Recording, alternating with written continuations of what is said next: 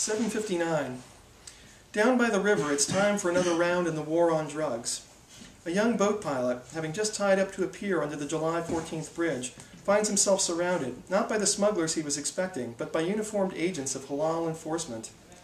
The lead agent is a big man named Samir with a bodybuilder's physique. "Before you lie to me," he says, wagging a warning figure in the youth's face, "I want you to think about something. We know your name is Khalil Nufan. We knew you were coming here, and we know what your cargo is.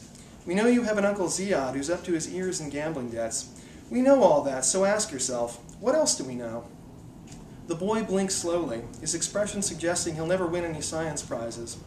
When he speaks, it's as if he's reading off a cue card. "I'm transporting fruit." "Right."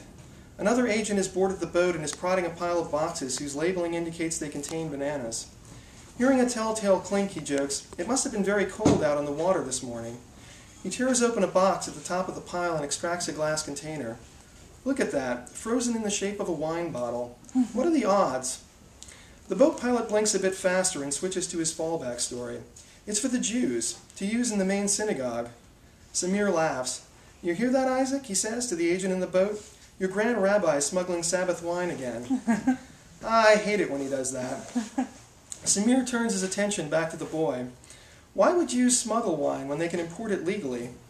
To save on the taxes." "What, they're going to risk jail for a few rials? They're Jews." All of the agents laugh at this.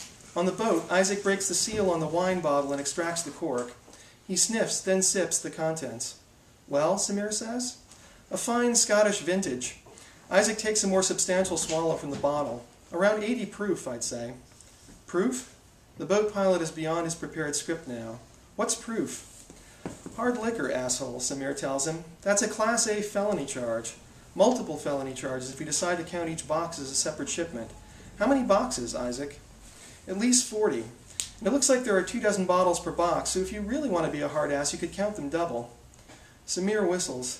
80 felony charges. And that's with a mandatory 5-year sentence per charge. I know you're probably no good at math, but do you understand how fucked that makes you? "No, it's wine. They told me." "They who?" "Hey."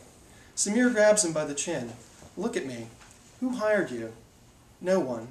"The Jews." "The Jews." Samir snorts in disgust. Still gripping the boy's chin, he leans in close. 80 felony charges. That's as good as a life sentence. You get that? I. Oh, that's good. Start crying. That'll really help where you're going." Leaning in even closer, as if for a kiss, his voice dropping to a seductive whisper. "You have beautiful eyes, you know that? The other prisoners at Abu Ghraib, I bet they'll love those eyes." 8:23. At Baghdad International Airport, a pair of ABI agents have set up a surveillance post on the roof of the air traffic control tower. The object of their interest is a palatial estate to the east, located on an island in the middle of an artificial lake.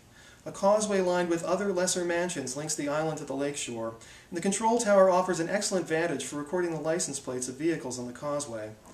While the male agent, Rafi, peers through a camera-equipped telescope at the estate, the woman, Amal, chats with an airport manager who's followed them up here.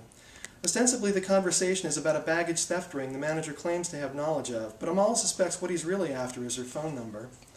"Persians with forged work visas," the manager is saying.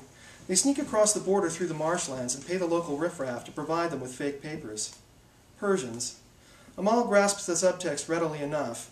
The manager's southern accent and dialect mark him as a native of the Gulf Peninsula, and because Amal and Rafi are federal agents, he has apparently concluded that they are at least honorary Riyadis and Sunnis, as opposed to the no-good Persians and Iraqi marshlanders who are Shia. "You know, we're pretty familiar with the local riffraff," she says, gesturing towards the lake estate, "and I have to tell you, he's not so fond of